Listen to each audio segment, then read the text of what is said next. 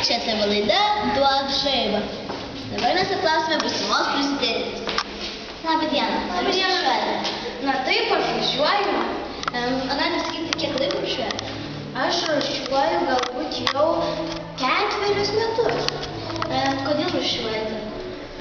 Rūšiuoju dėl to, kad, suprantat, mūsų Lietuvai yra dabar bankrotas, taip sakant.